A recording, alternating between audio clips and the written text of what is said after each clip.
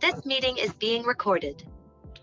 Hey, what's up, everybody? It's your boy Chris. This is another lovely and amazing episode here of Financipation. And this channel is all about making money. It's all about saving money. It's all about building generational wealth and financially emancipating yourself from generational poverty. So a lot of times people, as I'm interviewing cats for this particular podcast and for this particular channel, a lot of times it's just in my day-to-days as far as talking to entrepreneurs and quote unquote high value men. I meet a lot of people who basically are claiming that they're one thing, but unfortunately when I dig a little deeper, they're not exactly who they exactly claim to be. And the amazing thing about this individual I'm gonna talk to right now, gentleman Calvin Phelps, is that he actually legitimately is killing the game. This dude has been abroad. He's worked literally around the world. He designs things that I don't even know if I can talk about. And he's basically been in certain places that, believe me, in your wildest and craziest dreams, you'd be like, wow, I can't believe that I'm here.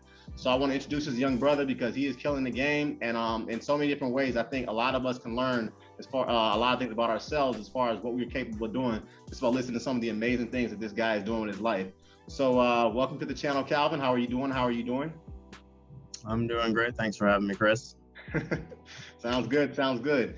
All right, so let's get directly into it. Like I said, I got a lot of cool things I would like to ask you about, and I'm very impressed when I was reading about your background and some of the things about you. So first off, let's start at the very beginning, Calvin. Firstly, describe who you are, your family upbringing, where you come from, and what you studied and everything in college.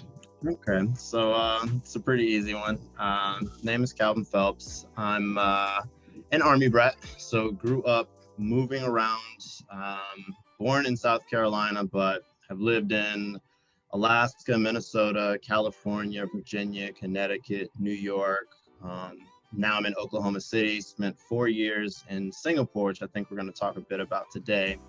So that's a little bit where I came from. I'm pretty sure all of that Army brat moving around all the time growing up is where I got the travel bug that got me sent to Singapore in the first place. So yeah, that was kind of my experience growing up and just getting older. And then when I went to college, I went and got my undergraduate degree in aerospace engineering. And after I was done with that, got my master's degree in mechanical engineering. Reason for that is just wanted to broaden my experience a little bit. The aerospace field, planes are my love. That's what I like to do. That's what I enjoy doing. But I'm a pretty practical person. So at the same time as I was kind of building the skill set for getting the aerospace, it's like, well, if I decide one day I want to do something outside of aerospace, or maybe if I'm forced to go outside of aerospace, mechanical engineering is quite a bit broader. There will always be more mechanical engineering jobs than aerospace jobs. So I wanted to make sure that I was positioned, if necessary, to kind of change tacks if that was what I wound up wanting to do with my life.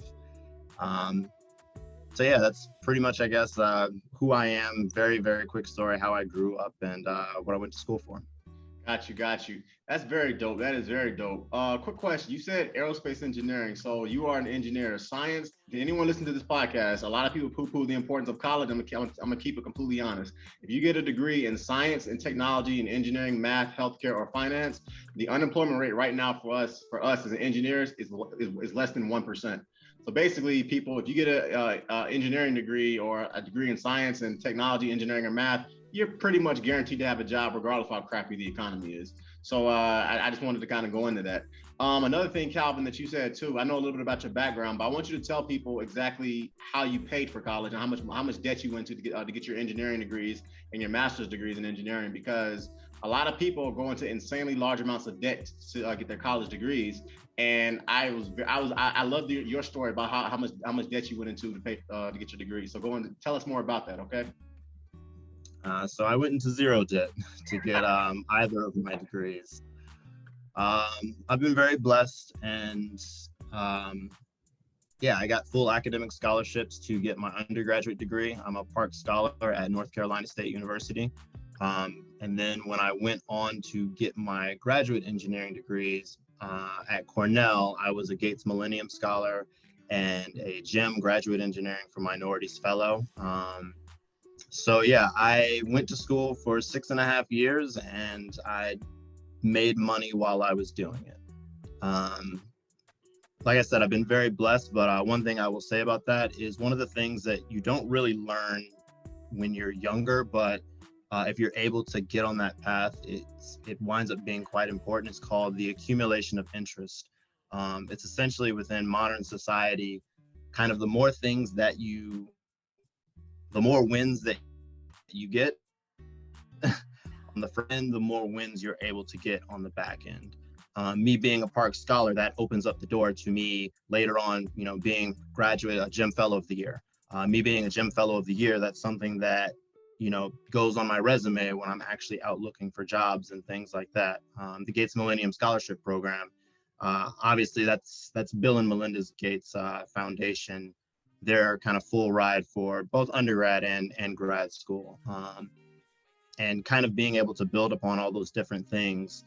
It doesn't have to be at that grand of scale, obviously, but make sure that you're looking around and kind of trying to apply for different things. And every time you are able to get something, every time you're able to achieve something, that puts another feather in your cap, another kind of notch on your belt that you're then able to use as kind of a resume builder and as a selling point for yourself when you have an interview and your job is to basically tell someone how great or how incredible you are. It's one of those things that most people are not usually very good at. It's not something that we necessarily try and train the kids, hey, learn how to brag on yourself. But to a certain extent, you do need to know who you are. You do need to know what you're bringing to the table and why, whether it's a company, whether it's a scholarship program, whether it's just a school, why any organization would be lucky to have you. Got you. I love that response. Full disclosure, everyone. I'm currently I just got done finishing a book on scholarships. I myself got about $200,000 worth of scholarships to go to undergrad for free, and I just got done writing a book or whatever about scholarships. And it blows my mind how few of our kids, particularly in our community, know about the importance of scholarships. So Calvin, I have two questions for you. It sounds like you said you had a Bill and Melinda Gates scholarship for undergrad and grad school, and you were a Park Scholar, which I believe was that also Nah, that's the full ride from North Carolina State. You got 3 full rides basically, more or less. Technically 4. I also got offered a full ride to University of Maryland College Park, but obviously you can only go to one school. So yeah, if you ask me to do the math, I'll be honest, I never actually did the math for grad school. I know that my undergrad, the money I got for undergrad was worth $350,000 back in 2005 or 6. So if you were to put that into college costs now, that would probably be closer to $500,000. And I think my graduate degree at Cornell, I want to say that was about $60,000 or $70,000 back in 2010 or 11 when I graduated. So yeah, $1,000 or $580,000 to $600,000 would be my guess for total scholarship money that I got.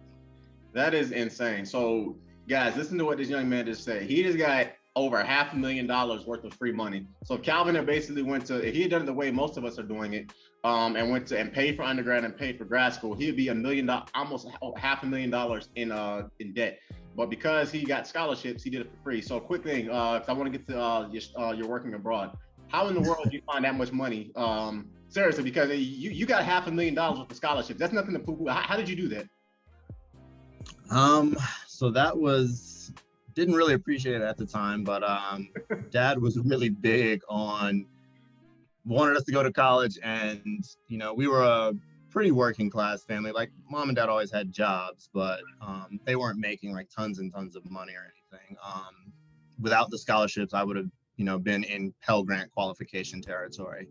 So there are a lot of scholarship websites and scholarship clearinghouses that have literally thousands of scholarships that are out there with just, somebody who they want to put some good out into the world. So they offer an $1,000 scholarship for like an essay contest or something like that.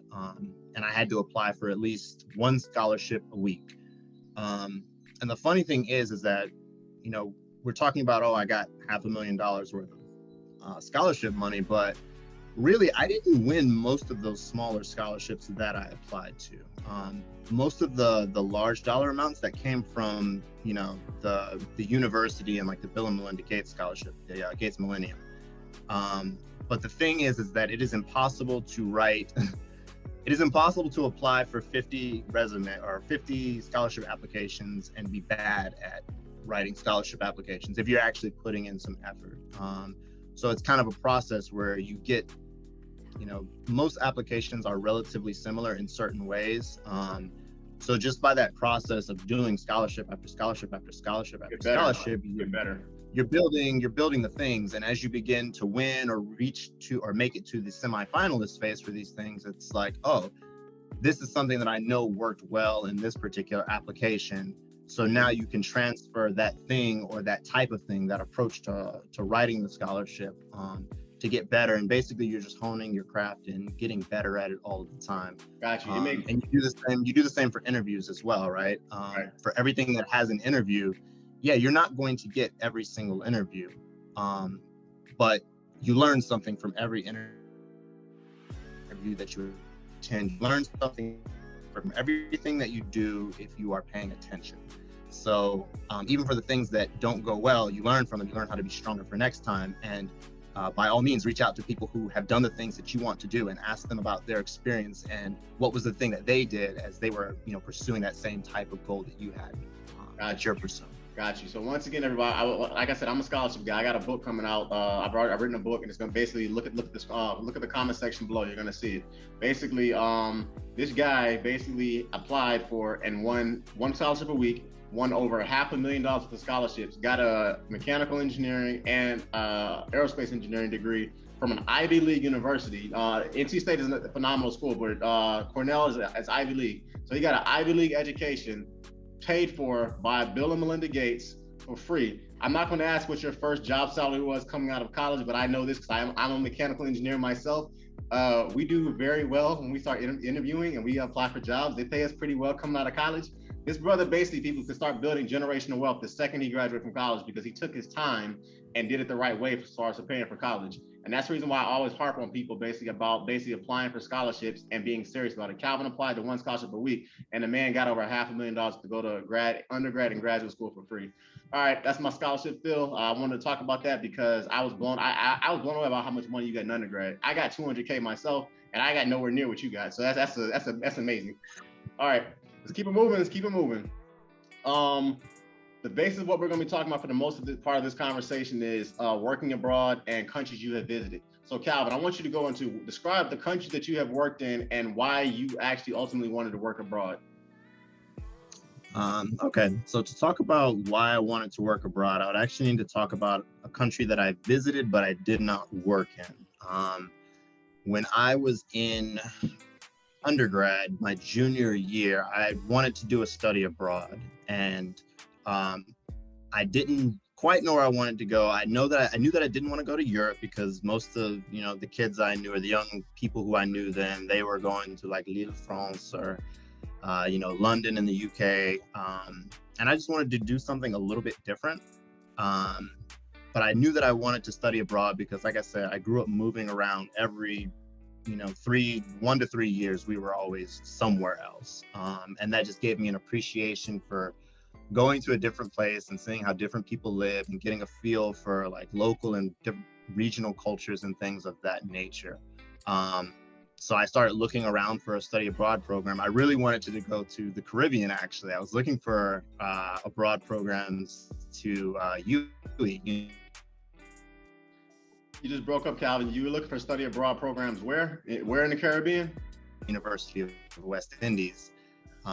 But I also, because I was on the University of West Indies, where's that located? Scholarship, I needed to get out of school in 4 years. University, it has a campus. I wanted to go to Trinidad. But like I said, I went looking and I couldn't quite find anything. And I needed it to be a summer program. That was kind of my limiting factor because I did have scholarship money. I wanted to finish in 4 years because I didn't want to pay for college at all. So I did so I started, just kept looking. I didn't want to go to Europe. So I was like, okay, I'll try South America, and started looking for programs, and ran across a program called VENUSA, Venezuela, USA, through the University of Minnesota, and applied for that and wound up spending a summer, about 6 weeks in Venezuela. And it was just a really phenomenal experience. Did not speak Spanish at the time. I studied French. I had like 5 or 6 years of French, and wound up in Venezuela. My host family spoke no English, and most of the people I ran into, the Venezuelans, they weren't speaking English either. But it was a really good experience, and just being immersed in a culture and learning the language and hanging out with all the different people day by day, and in the evenings we'd go out and all that kind of stuff. It was just a really good experience, and it gave me an appreciation for how fundamentally the same people are. But at the same time, there are definitely like local differences that you can really appreciate. Merida in Venezuela is it's not like a poor town or anything like that. It's like a pretty decent sized medium city, just kind of nestled in the Andes. Really beautiful place, to be honest. But yeah, the people, no one was like super rich. A lot of people didn't have much, but they just had this really incredible just love and zest for life that it was incredible to see. And it was something that I've tried to take back with me, and kind of that experience kind of whet my appetite for going abroad. And then I was like, okay, I think I need to add that to the bucket list. I don't want to just spend 6 weeks in another country. At some point in my life, I want to go overseas and spend some years, living in another place and meeting another group of, incredible people with different perspectives and all those kinds of things. So through that, I wound up working short-term work trips to Japan. And then Singapore is the place that I lived in for, honestly, the past 4 years. I've only been back stateside now for a little less than a year. Wow. Got you. As a guy who lived in Miami for 8 years, I'm almost positive you love Venezuela. I'm fairly certain of that.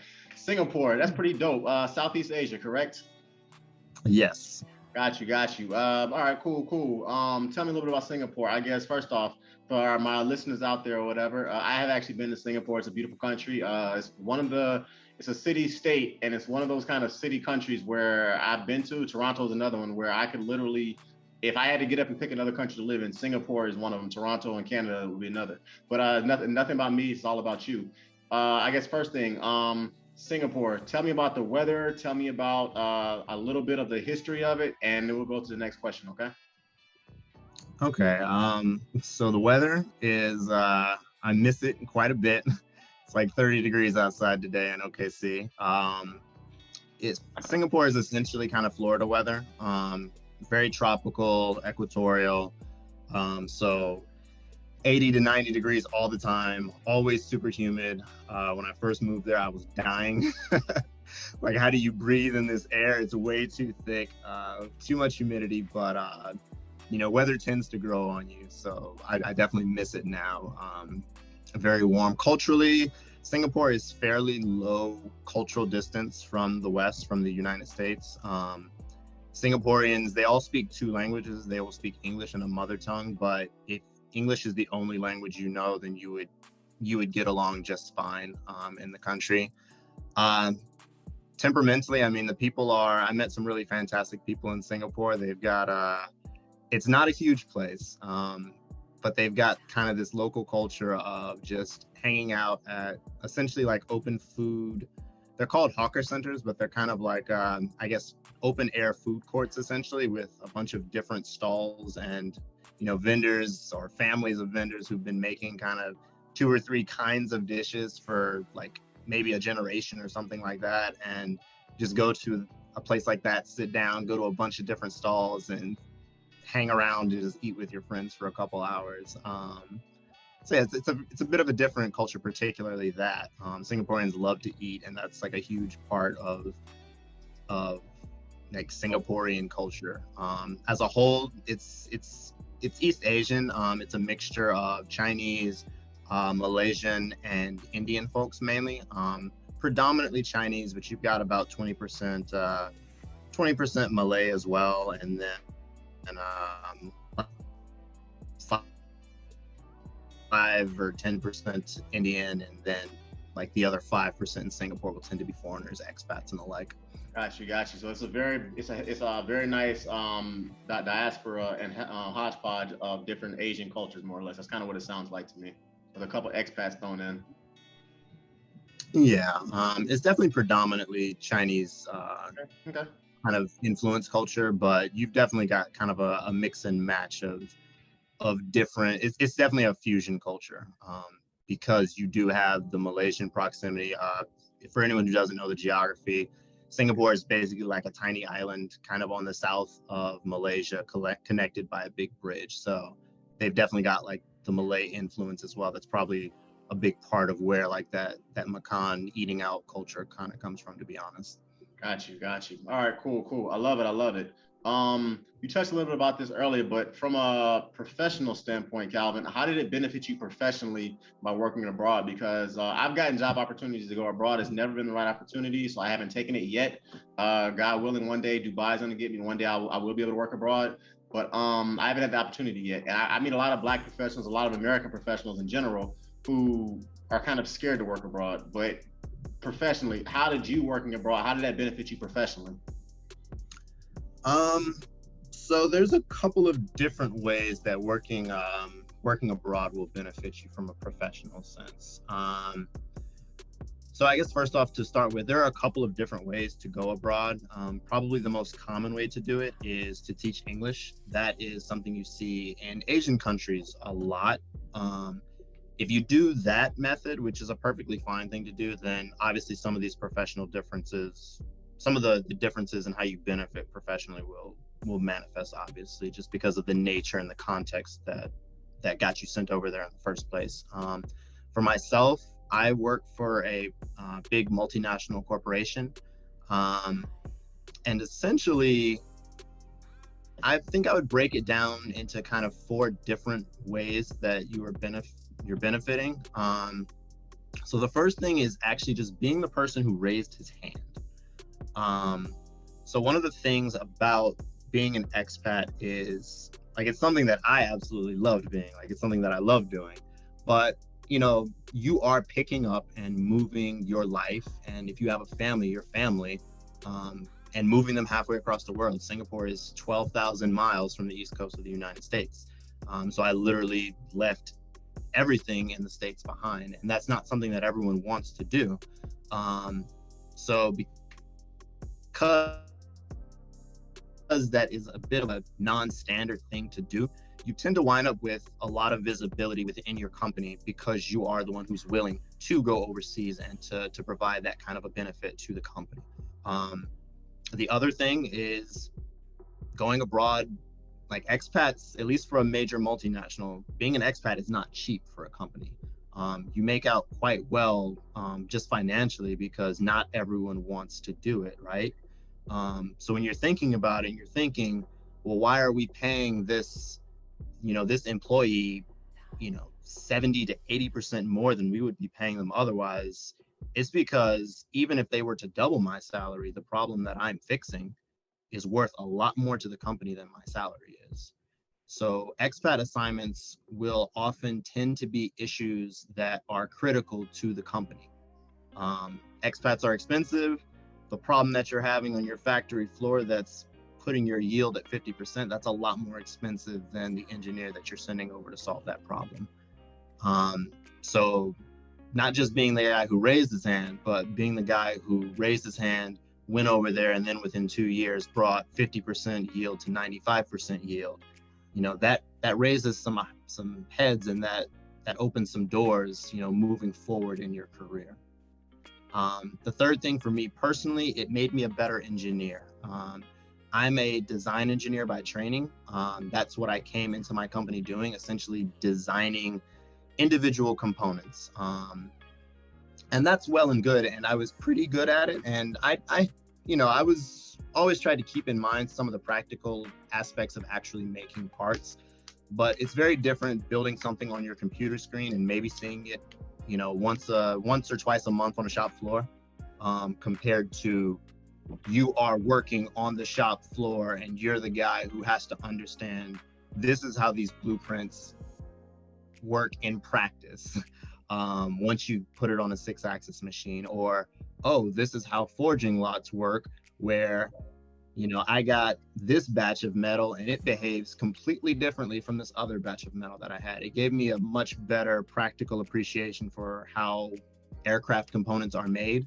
And like, that just makes you a better engineer when you gain greater understanding of how the product that you're building comes into the world. That's just, you have to be very inattentive for that not to be the case. It makes sense. I'm an engineer myself, obviously, and I work with a bunch of engineers who sit at a desk all day and never leave. And I'm more, I've transitioned from that aspect because I was a design engineer as well. And now I'm a little bit more in the field, 60% field, 40% office. And I'm always blown away about how can I say this nicely? Bad engineers are who never actually leave the office and see how something is truly built. Like, it's kind of like the field knowledge versus the book knowledge thing. When you actually physically see the blue collar dudes with the beards and the chewing tobacco possibly in some instances, or cursing all the time, it teaches you a different skill set as far as A, how to get people to work for you, but B, when you start physically seeing this stuff, as you say, you start physically seeing the rivets, physically seeing the bolts, physically seeing how the things go together, it makes you a much better engineer. So then when you go back into the office, basically it helps you. And that's just from a technical standpoint. I'm pretty sure your people skills as far as understanding how to get people to do what you want to do and how you get people to basically get the best out of them, that probably improved as well if you were closer to the factory floor. Oh yeah, absolutely. And people skills is just something that you have to have. That, to be honest, that goes into the scholarship piece as well. A lot of the application stuff is really just talking to people and understanding, how to reveal the value that you can provide to someone else, to another organization, whether it be a company or a university or whatever. And all of that is really just people skills. Got you. Yeah, Calvin, when you said professionally you went abroad, if you had a house, would your company had basically paid off the house and sent you abroad, or got you out of the mortgage, or if you had a car that you couldn't translate, would they pay for the car and then sent you abroad? I've always been kind of curious about that kind of stuff. So my company, and again, it will depend on how you go abroad. My company, if I had a house, they would have basically helped me retain services to get it sold. If you want to keep your house, you can do that as well, but you kind of have to do that on your own. Their expectation is kind of that you are leaving and going to the other side of the world. I do know some expats, like they'll keep storage and have people look over things that are valuable to them back in the place that they live and where they're planning on returning and things like that. But for me, I was living at an apartment at the time because I knew I was a flight risk. They paid for me to break my lease. If I'd had a home, though, it would have been basically help you sell your home before you move. Got you. And for my listeners, it's something I want all of you guys to realize. When you get opportunities to study abroad financially, I'm not going to ask Calvin what he makes or anything, but I'm assuming he was in some kind of per diem, some kind of living abroad per diem or whatever for that, and they financially made it worth his while by going abroad. So that's the next thing I want to ask you, Calvin. From a financial perspective, how did it benefit you by working abroad? And once again, the name of this podcast is Financipation. I want to increase the number of our folks basically who are building generational wealth. So how did it benefit you financially by going abroad? You touched on it, but I want you to go into talk about a little bit more. Okay. So again, I will preface this by saying that, again, it depends on the context in which you go abroad. If you go, I want to teach English route, you will not be living in poverty or anything like that. You will be paid and be able to live pretty comfortably in whatever country you decide to live in. If you're going for Fortune 200, Fortune 100 company, it will be considerably more lucrative. For myself, it was essentially my company paid for my car while I was in Singapore, which is a significant expense in Singapore. A basic, your 2022, your 2016 Toyota Corolla in Singapore is probably like an 80 or 90,000 Sing dollar car. Because the country doesn't want a ton of people driving, just because it's not very big and they care about congestion and stuff like that. So cars are extremely expensive in Singapore. So my company paid for my car the entire 4 years that I was there. More importantly, they paid for my housing the entire 4 years that I was there. And that was on top of an assignment bonus, because again, not everyone wants to go abroad. And that's in addition as well to a goods and services bonus. And depending on the country you go to, they can also toss in things like hardship bonuses and stuff like that if you're going someplace that's not entirely safe. For myself, I don't need to put my life in danger to go abroad, so I'm good with just the other things. But yeah, going abroad was absolutely a very, very financially sound decision for me. I was essentially able to just save money the entire time that I was there. So you spent 4 years abroad, your rent was paid, they were paying for your car note, they were paying your engineering salary, and they were paying, I guess, whatever else, the hardship pay or whatever, bonus pay, whatever it was while you were there for 4 years. That is correct. I see people, this is why I say these are the kind of opportunities I want our people to know about. I want anybody listening to this podcast to know about, because I've had opportunities to study abroad, but it was in places like Qatar and Saudi Arabia and Afghanistan. And I can't tell you what clients I would have been working for, but let's just say I wasn't particularly filling those opportunities for a variety of reasons. So I didn't go. But the opportunities and the money they throw your way, more importantly, people, for these opportunities are insane. And that's why I talk about corporate America. There are a lot of issues with it, but if you do it the right way and you're like this gentleman right here, Calvin, and you take advantage of some of the opportunities, everybody in this company probably knows who this young man is. Everybody in this company probably says, okay, Calvin Phelps basically did such and such for 4 years, and he did a dang good job. And that's amazing. And now, Calvin, to the next thing I want to talk about, because to me, this is a lot more important than money and even your professional stuff. From a cultural perspective, how did it benefit you culturally by taking a challenging assignment and working abroad in Singapore? That to me is the most important thing. Okay. Before we leave, I actually did have one more professional thing that I think is important when we're talking about if we want our people to be able to kind of seize these kinds of opportunities. The most important thing that I can kind of say about working abroad is, like most of life, it will not fall into your lap. It is something that you have to look for. My company does business in easily 15 to 20 countries. I would have never gotten the opportunity if I had not pulled my manager aside and said, hey, this is something that I'm interested in doing. So you do need to look for it, but that's also another skill that is good to have, is to know how to talk to your boss or your boss's boss about, hey, this is something that I want for my career. What are the steps that I need to take it, right? Because you might not be ready for that opportunity that you want. That's actually why I'm in Oklahoma City right now, is the next thing that I wanted to do. I wanted to stay abroad and do a bit of a bigger job, but I wasn't quite there yet. And that was a conversation that I had with directors at my company. This is something that I'm interested in doing. What are the skill sets that I need to build so that the next time this opportunity rolls around, I'm the person who gets the job? And that's a skill that you need to build as well professionally. It's honestly helpful just in life, but particularly, in a corporate sense, it is as well. Moving on to just the personal and cultural perspective, I think it does a couple of different things. Like I said, it will teach you to advocate for yourself, just so you can get that job that you want in the first place, so that you can reach that level or that place that you want to be.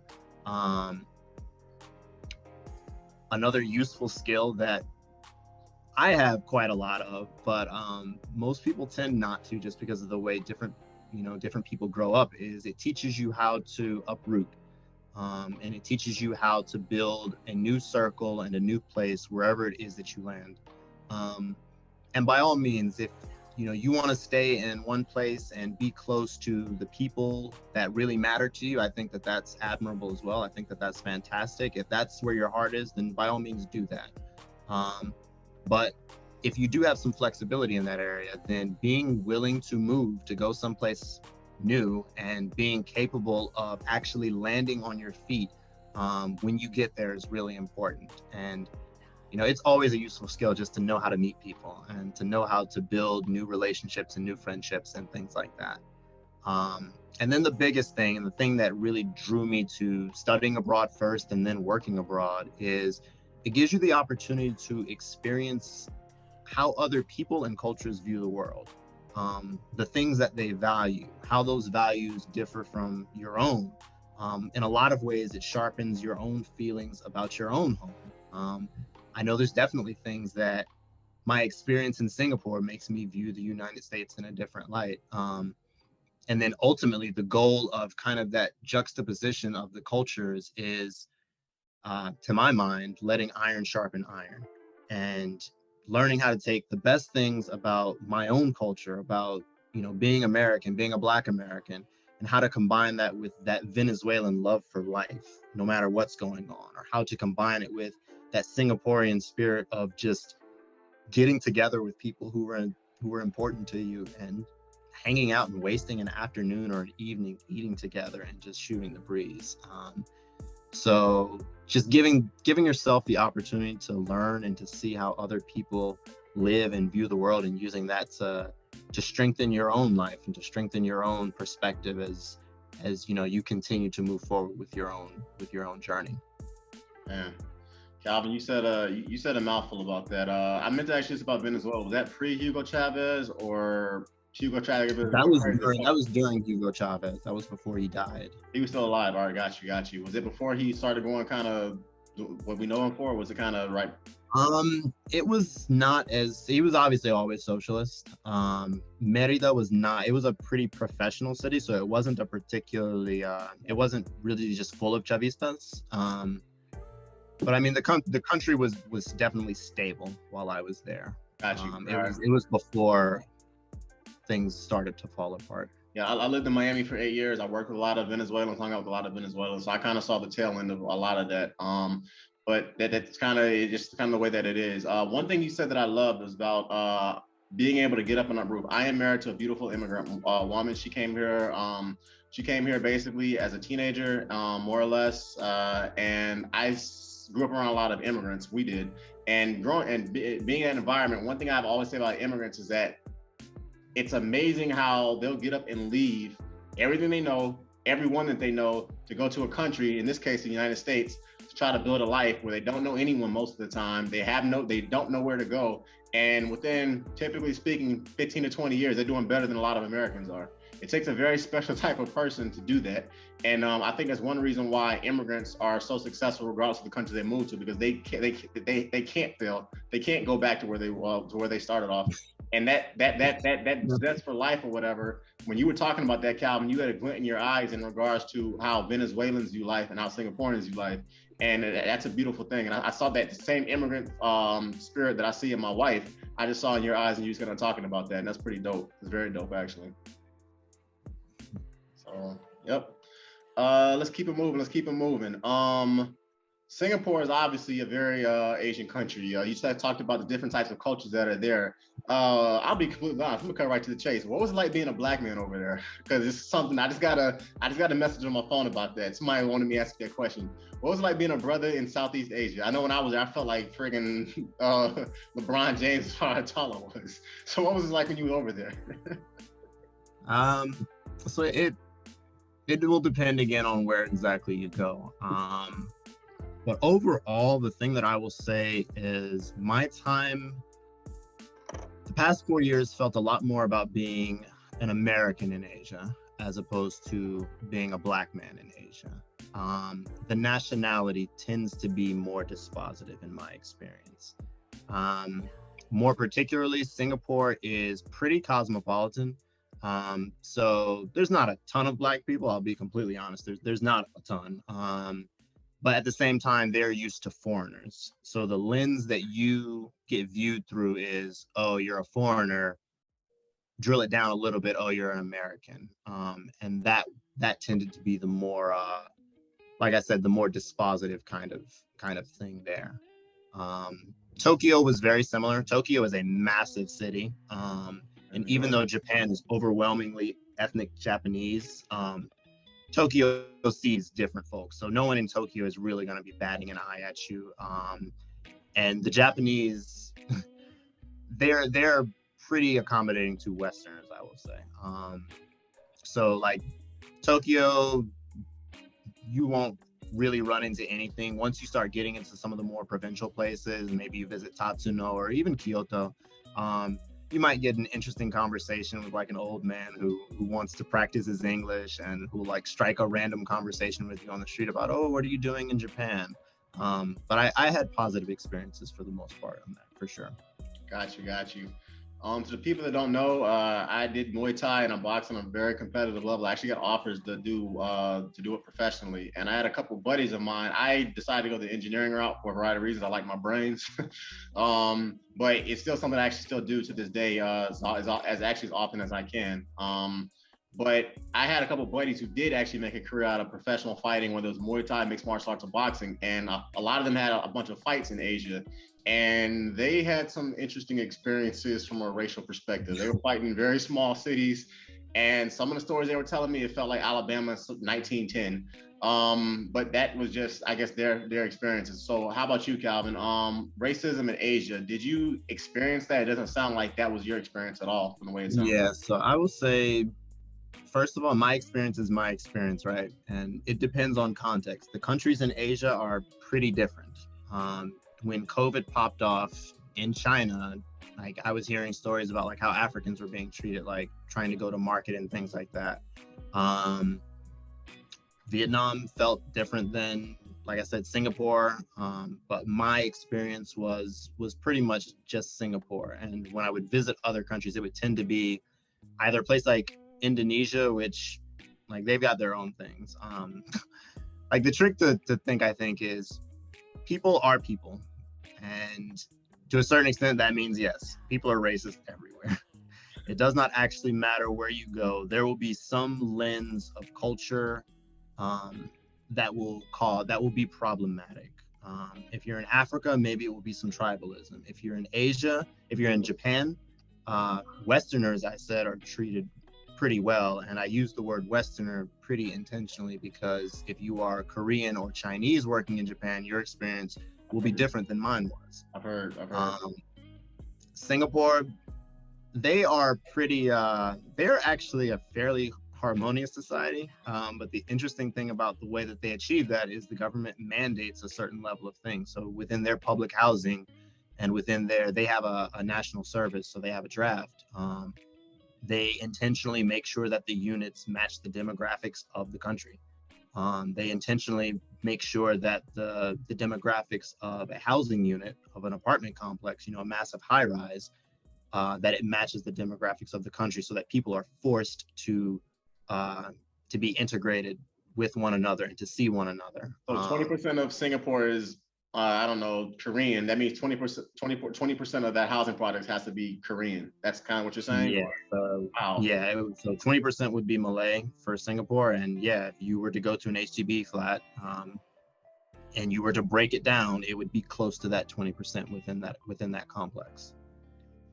So they're, like I said, they're pretty heavy-handed about the way that they do that.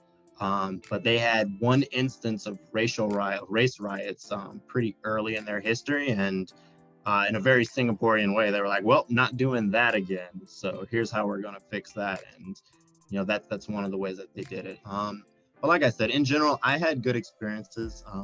The worst that I can say that honestly happened to me while I was in Asia would just be, it's always an old man.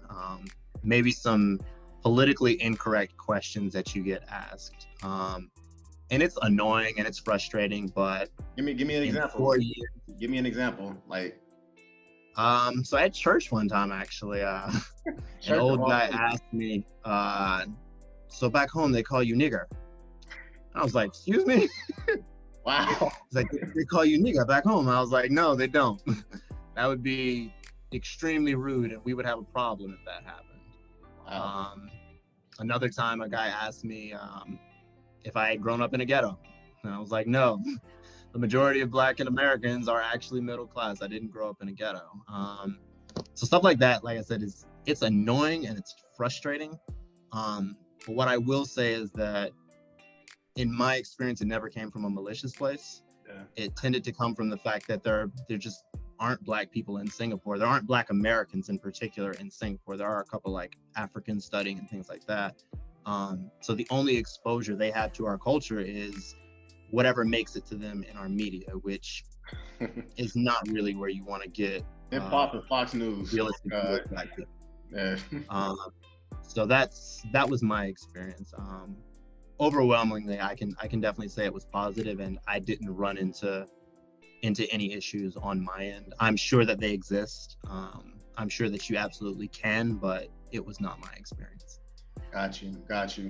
It's actually funny you say that. I remember I was in Toronto actually, and I was talking with a group of West Indian people from Trinidad and Tobago, some people from Suriname, some people from Curacao, and the questions they were asking me were low key, kind of somewhat offensive. But I started to realize, okay, I'm literally the first The only Black American they have ever talked to that is actually period. And I know for a fact I'm the first one they've ever talked to basically that is college educated and is an engineer. So not only was I the first Black American they'd ever spoken to on a serious level, I was the first one they'd ever talked to who actually was college educated. And it was a beautiful thing because I kind of saw the same thing in Miami too, as far as talking like some of the Cubans I work with and some of the Venezuelans I work with, where I was literally the first and the only. And I got to literally change their entire perspective about how they view Black Americans through my work ethic, through my intelligence, through the way I carried myself. Because like you said, unfortunately, I don't know if it's like this in Singapore, but the image they show of a lot of our people who share our reflection on the media is not good. Through hip hop, through Fox News, sometimes through CNN or whatever, it's not good. And one of the cool things that you were telling me from what it sounds like in Singapore was you were able to change people's, to some extent, opinion about how they viewed Black people. We weren't just the hoodie wearing, drug dealing, gang banging, baby mama types that unfortunately the media tries to portray us out to be. You completely change that entire narrative. And that's what I was able to do with this group of Trinidadians and people from Curacao up in Toronto. So it's pretty cool. All right, let's keep it moving. Somebody asked me this question, so I'll ask it. You kind of touched on, but racism in Asia versus racism in America. What are the differences? If that's something you want to go into, you can talk about it pretty quickly. But they asked me the question, so not particularly, to be honest. American racism, that is an entirely different conversation. If you were to ask me, have I experienced it? The answer is yes. And like I said, I would rather not deal with it right now because that's a much longer conversation and it touches on a lot of different things that kind of irk me on a personal level. But so they are different, I will say. American racism has always been a bit unique. And like I said, because my experience in Singapore and in Japan and Indonesia, Malaysia, the different countries I visited, it's a very different kind of thing. And to a certain extent, to be fair, especially in a place like Japan, what that really means is, maybe to reflect on our own culture a little bit is I was not the intended target of the cultural problems that exist in those places.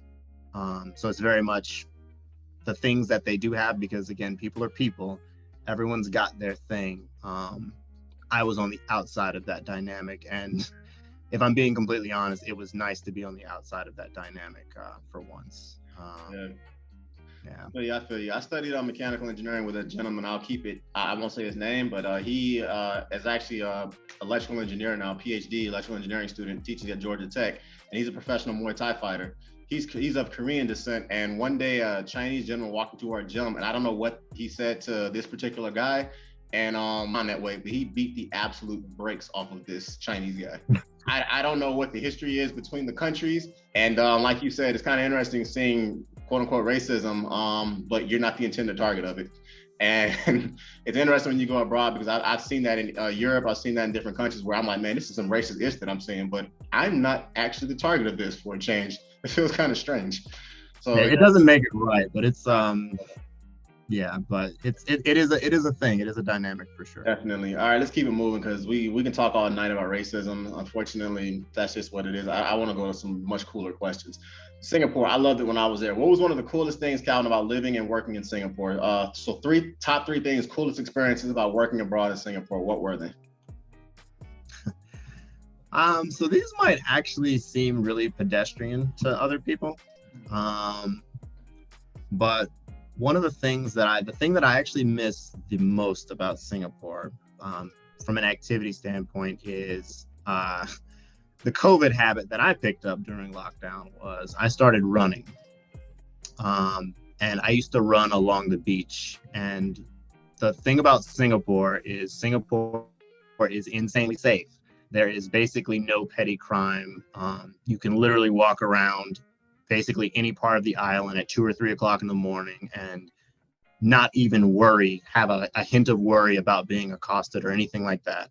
And me, I'm kind of, for my running, I'm a little bit spontaneous. So it's just kind of like, it'd be like 10:30, 11 o'clock, maybe midnight. And I'm just like, you know what?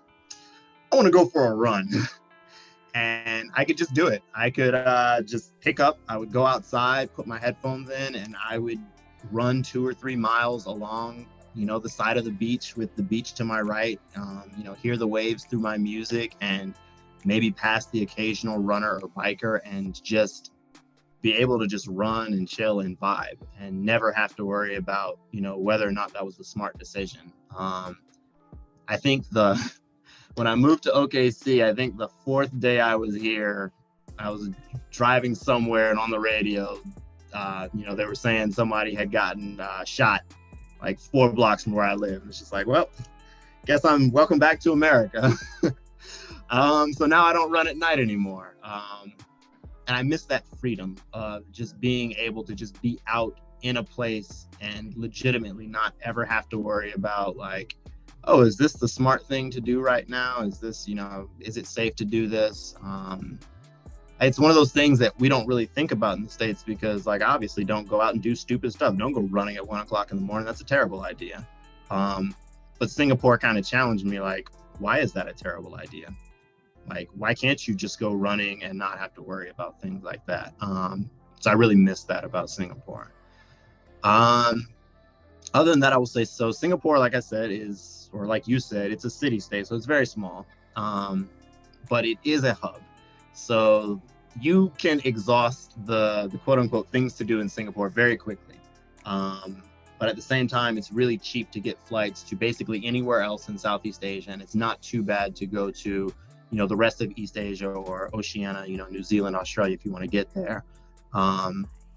So I enjoyed all of the different trips to those countries, to different countries that I was able to take.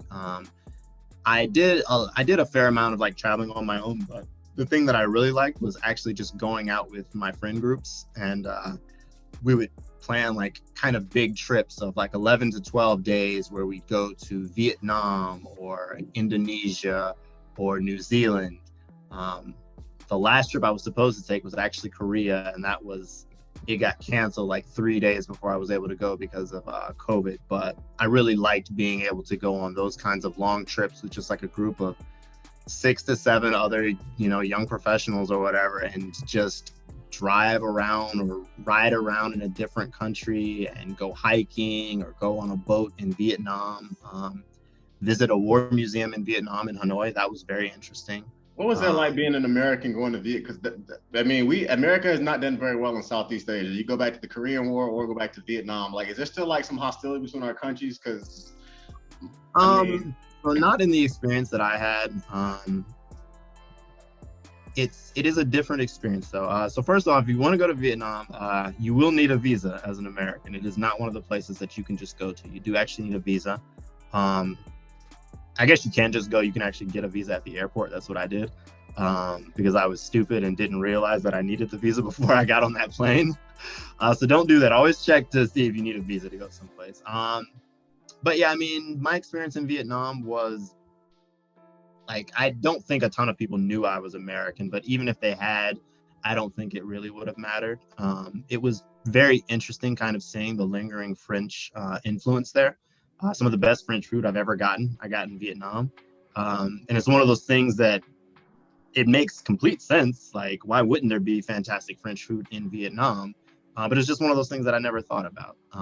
To my listeners who don't know, the French basically kind of were in Vietnam. They were getting the bejesus beat out of them. America kind of came in to help them. The French left, and they left us in Vietnam to fight the war. It's kind of a little more. Vietnam's a former French colony. That's basically what happened.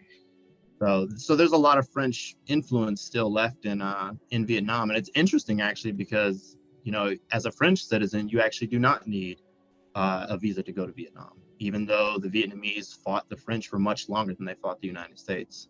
But yeah, it was an interesting experience. Vietnam, hottest place I have ever been in my entire life. I was living in Singapore and I thought it was hot. It was hotter than it was Singapore? it was much hotter than Singapore. Singapore, everybody, I thought was a little hotter than Miami. It wasn't quite as humid, but from a temperature standpoint, it was hotter than Miami. So you saying Vietnam was hot? Vietnam was hot. True. Okay. But like Ha Long Bay is beautiful. The War Museum was actually incredibly interesting. I love history, so it was very interesting to see history from the other perspective in that way. Indonesia was a beautiful place. The people were incredible that I met there. Indonesian food. It's off the hook. Indonesian food is some of the best food I've ever had in my life. You ain't never had fried rice like Indonesian fried rice, I promise. Calvin, let me ask you a question. When I was in Singapore, right, and even when I was in Miami, there was a decent amount of Indonesians that would come through. They look black. Like, I don't know, whatever. I mean, literally the first couple of Indonesian people that I saw, I had to do a double take because I knew they weren't Black American or Black European because of how I just knew they weren't, but they look like Africans. I mean, it's kind of like, they look like Obama types. They look African. I don't know, not all of them obviously, but when I was in Singapore and when I was in Miami, I ran across a good amount of Indonesians. And I was like, y'all look like the South Side of Chicago type of people I used to live around. So what was your experience with that? So Indonesia is, first of all, Southeast Asia in general is much darker than people think. Yeah, it is. Just in general. But Indonesia is a huge place, right? Like 10,000 islands or something like that. So there's like a lot of little subgroups and stuff like that. And yeah, a lot of them are darker skinned. In my experience, I guess, because we were on, I believe, Sumatra. To me, they mostly resembled like Malaysian in terms of their looks.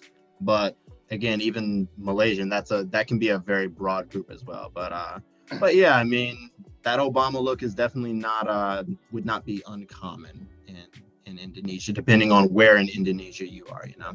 Guys, I saw big lips, I saw afros, I saw Asian afros exist. Asian afros absolutely exist. I saw a bunch of Asian Serena Williams walking around. Seriously, I was kind of I was kind of surprised. I was like, whoa. So hey, it's humanity. It's a beautiful thing. All right. Yeah. Let's keep it moving. So I want to respect your time. I've loved what you said so far, Calvin, in regards to like working abroad, coming back to the States, your cultural experiences, studying abroad in Venezuela and stuff like that. It sounds to me like you're kind of similar to myself. You are a true citizen of the world. What are your next steps in life, Calvin, as far as personally, geographically, and professionally, and well as financially, because this is a financial channel? Where do you see yourself in 5 years, I would say, personally, geographically, professionally, and financially? So geographically, I will probably be back abroad. What countries are you looking at? So I would love to go back to Singapore, but again, I would prefer my company to pay for it. So I will go where the need is. So Europe is probably my most likely location right now. That was where I was looking when I left Singapore originally.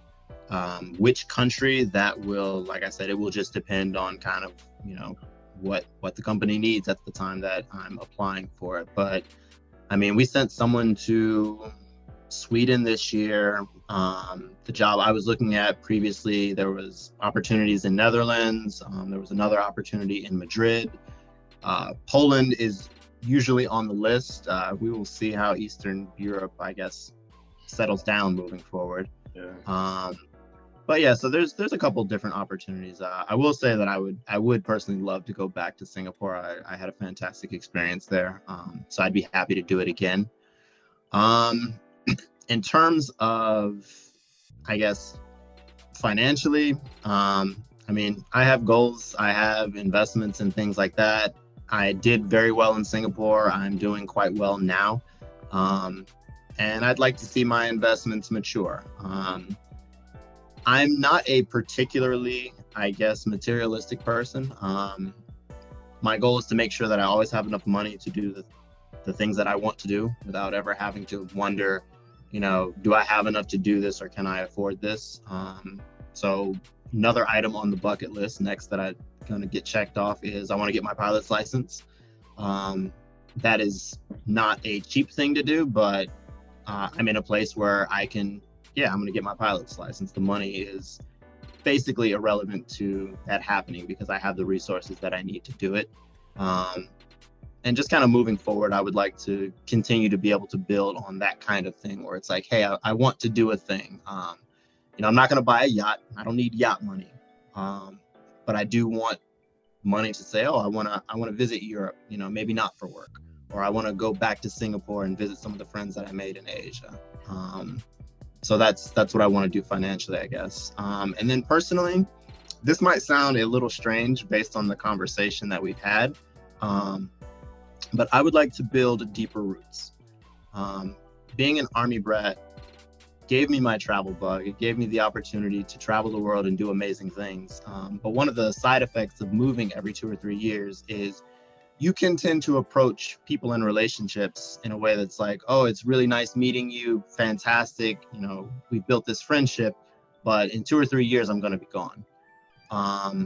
And Singapore that was one of the things that I wanted to do when I moved to Singapore, was I wanted to make friends that I actually would keep in touch with after I left the country. And I was able to do that. And I would like to get even better at it, because like most things, in life, it's a work in progress, and I'm a work in progress on that front as well. Because it's funny, we're talking about all these different places, but I hope one of the touchstones that kept coming back is a place is a place. There are always cool things to see. There's always beautiful sights and things of that nature, but really a place is about the people. Absolutely. And it's about all of those different individuals that you run into, the ones you like, the ones you don't like, the ones who have similar interests, and all those kinds of things. And being able to build connections with those kinds of people. And I'm trying to do that in Oklahoma City. I'd like to do it again abroad, but that's something that I want to make sure that I kind of keep moving forward, is building those connections and maybe going a little bit against type and trying to build those connections and those roots a little bit deeper than I have for a lot of my life, to be honest. Yeah. All right, Calvin, you hit you said so much about that. I've met millionaires and billionaires who legit they're seriously miserable every second of their lives. Why? Because they have all this money, they have the quote unquote women they're paying for, they have the men they're paying for, whatever. But life is all about relationships. And if you have bad relationships, it doesn't matter how much money you have or whatever, you're gonna die a lonely person. And I've seen that people who legit own yachts that are the size of football fields, where everybody in their life, they know for a fact is only there because they have money. And the second their money is gone, or the second they get locked up, or the second whatever happens, all that's gone, and they're miserable people. And I've met people before who third world countries, in Dominican Republic and Haiti, who literally have a pot to piss in or one to throw out of. But they are the most happy people you've ever met in your life. Why? Because their wife loves them, their kids love them, and they spend every night talking to their parents. Every Saturday, every Sunday, every Friday, they're around their family members. So you can have all the money. This is a financial channel, but you can have all the money you want. If you have bad relationships and you don't have meaningful friends, life is not going to be that great. And I'm glad, Calvin, that you touched on that. Quick question, financials. This is an investment channel. What's your personal investment strategy? Are you more of a real estate guy? Are you a crypto guy? Are you more of I just set my investments and forget? What's your investment strategy, I would say? Definitely not crypto. So I am interested primarily in just medium to long-term growth.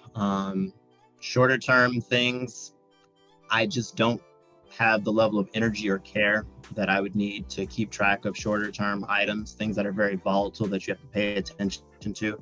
Like I said, money is important because it enables the things that are important. The acquisition of money itself is a bit less important to me. So my goals, not really to make a lot of money fast, it's just to be able to place money in a place where I believe that it will grow within 5 to 10 years, regardless of what the market is doing today or 2 weeks from now or even 3 months from now. But I know that I believe in either the industry or the practices of that company. Ethical investing is actually important to me, so I actually do kind of pay attention to I stay away from certain industries, and I pay attention to kind of the company culture in places that I invest in. But it's a fairly wide portfolio.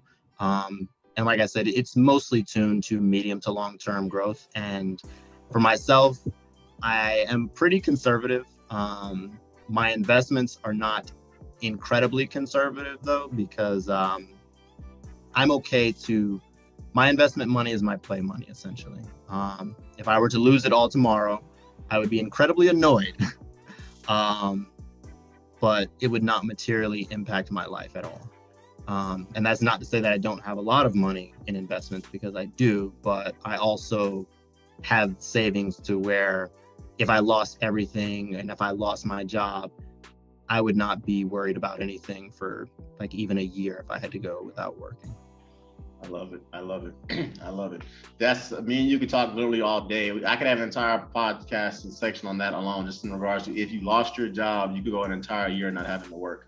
Less than 1% of Americans are in that place. And that is what life is about. It's not about material things. It's not about stacking a bunch of paper that you could potentially lose tomorrow. It's not about buying a bunch of crap or a bunch of stuff. It's about relationships, and it's about getting to the point where, you know what, I don't have to work if I don't want to, but I like what I do, so I'll keep coming to work. When you get to that place, that's a very, as a Black man, that's a very dangerous and a very, very dangerous in a good way. It's a very good place to be in, definitely. 2 questions for you, Calvin. Like I said, I want to be respectful of your time. What advice would you give any American that's thinking about living and working abroad? I've had opportunities to go abroad. They have not been the right opportunities. I just started a new family, so it's gonna take a special one for me to go abroad now. But what advice would you give any American that's thinking about living and working abroad? Because it's something I want to do. You said do it? Yeah, honestly, it's a very short answer. Is absolutely find the opportunity that's right for you. I had the opportunity to go work in Japan, and I turned it down before the Singapore job materialized, to be honest, because it wouldn't have been the right job for me. Just the work-life balance and the situation there would not have been conducive to living a particularly fruitful life. So seek out the opportunities. If it's something that you're interested in doing, absolutely do it, but also just make sure that you're getting the thing out of the experience that you want to get. There's a lot of countries and there are a lot of needs in different countries for talented and driven individuals to go and get themselves employed there. So you don't have to just throw yourself at the first opportunity that arises, for sure. Make sure that you, like you said, you choose something that's right for you, that's right for your family, and that makes sense for the goals that you have moving forward. Got you. I love it. I love it. And last question, Calvin. This is the last somebody asked me. This is obviously a financial channel, so I talk finances a lot of the time. I also talk to entrepreneurs and talk to people like yourself, who in my opinion are killing the game. And what financial advice, Calvin, would you give my listeners and my viewers out here so they can essentially build generational wealth? What financial advice, I guess, would you give them? And what books would you tell them to read? And I'll say a book as well once you're done. So I'll start with the very basic. You should be saving money. The basic goal that you want to have, the very basic, the minimum that 80% of Americans don't do is, if you were to lose your job, you should have savings for at least 6 months. So you should try and do that as you're making, as you're collecting your paychecks. I know it can be difficult depending on where you live, your family situation, but as much as possible, save your money.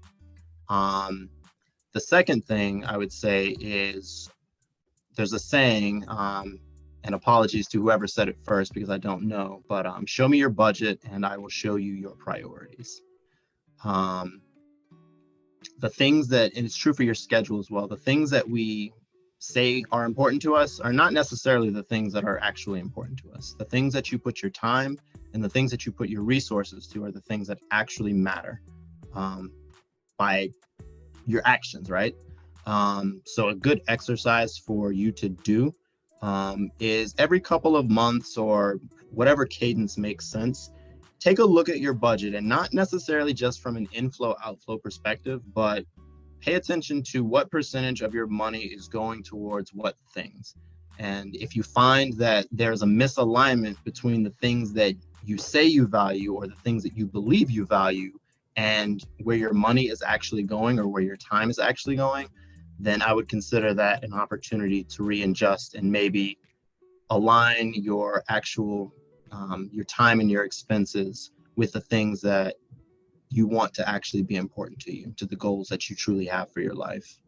And this one for books, I will recommend two. It's a pretty old book. How to Win Friends and Influence People is just a very good basic book for getting an understanding of just kind of working with people and talking to people, and not even from a standpoint of like how to get over on people, because How to Win Friends and Influence People feels like it can feel very like game showy or shallow, but really it's just about getting an understanding for some fundamental kinds of commonalities that you will see in people, and learning how to manage those things to, again, achieve the goals that you have for your life.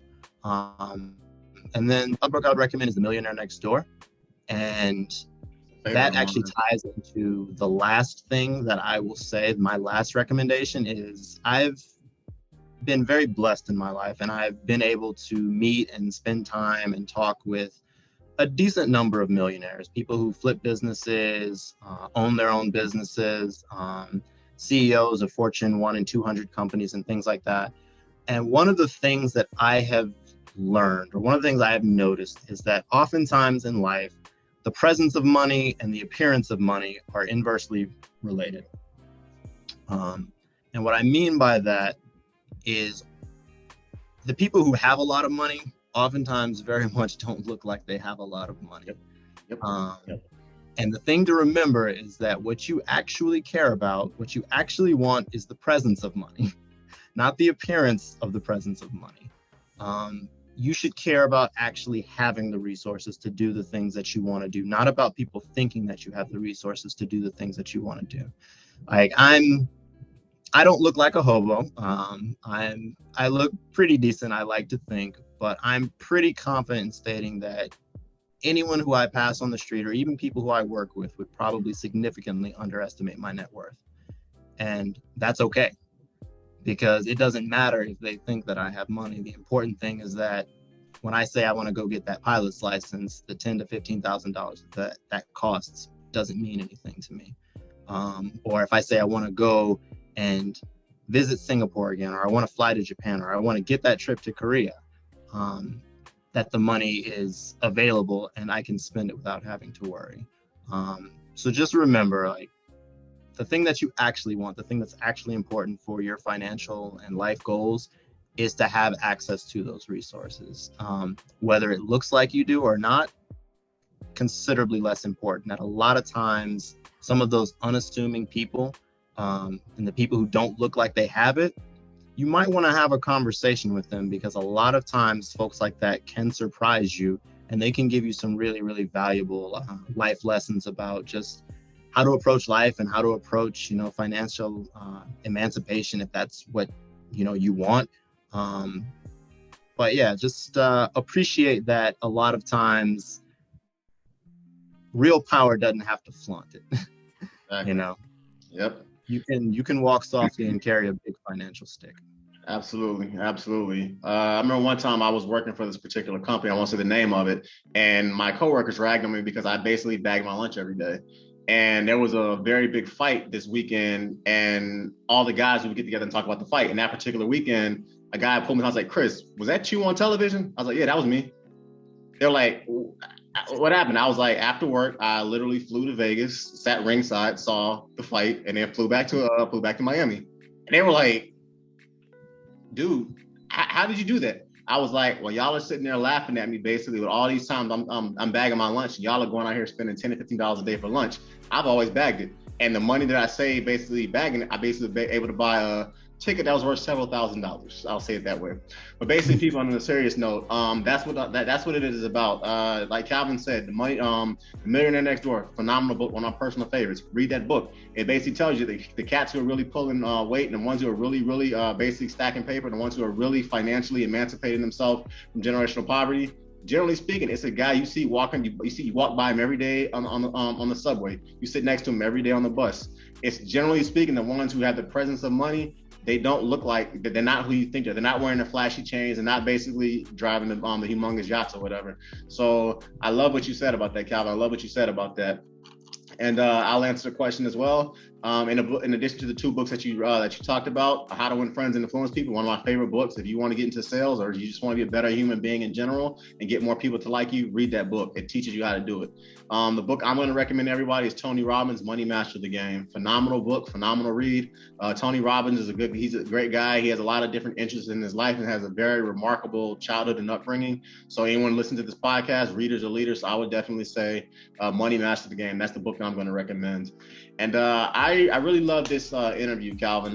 Like I said, I wish more of our people, more people who shared our reflection, got opportunities to work and to study and to travel abroad. I lived in Korea for a little bit when I was a lot younger, and I've traveled to so many different countries. I don't want to talk about them on this podcast, but when you travel to the rest of the world, it opens your mind to so many different cultures. Some of those countries you've been to, Calvin, you would love the Netherlands. I've been there. You would love Sweden. I've been there as well. Whatever country they send you to, Germany is pretty dope as well. You would love all those countries. So whatever opportunity you get, bro, definitely take it. And I want to see more of our people doing that kind of stuff, because as your passport starts getting stamped, you will be flat out shocked the reception you are going to get when you go abroad. And that's not just if you're a Black American, it's being an American, period. The education you get by immersing yourself in other cultures and other languages and other types of people, that stuff, it hits you and it stays with you for life. So everybody listening to this podcast, by all means, if you get a chance to study abroad, you get a chance to work abroad, please do it. And like I said, here at Financial Emancipation, this channel is all about saving money. It's all about making money. It's all about saving money. It's all about building generational wealth. And I want us to financially emancipate ourselves from generational poverty. So thank you, Calvin, for this amazing podcast interview. Definitely, I'll stay in touch and find out kind of, I guess, where your opportunities are going to take you once you are done with this stint in Oklahoma City. And before we go, do you have any questions, any comments, any concerns for me on my end? No, I think I'm good. Thanks for having me again. And like Chris, I would love to see more. I'd love to see more people in general, but especially I'd love to see more of our people, more Black folks, take some of the opportunities to go abroad and to travel and to really just expand broaden your cultural horizons and to kind of see just how big the world really is. Really. You guys, I'm telling you, instead of spending that $1,000 at the club, spend $1,000 and go overseas. It's a way better experience and a way better return on your investment. Instead of spending that $1,000 pretty much on a hunting lodge and doing whatever it is that you're into, spending $1,000 and fly overseas. I'm telling you, you're gonna enjoy it a lot more. So with that, everybody, it has truly been a pleasure. This has been a phenomenal episode. I really enjoyed talking with you. You kind of make me want to get back on my horse in regards to looking for my opportunities. I may talk to my company and see what we have going abroad. But talk to the real supervisor first. Yeah, I got to see if wifey and my son basically are down for that. But this has been a phenomenal interview. Thank you, Calvin, for that. And I learned a lot on this. And to all my viewers and listeners out there, hopefully you did as well. So please like, please comment, please subscribe, and I will see you on the next one. Peace.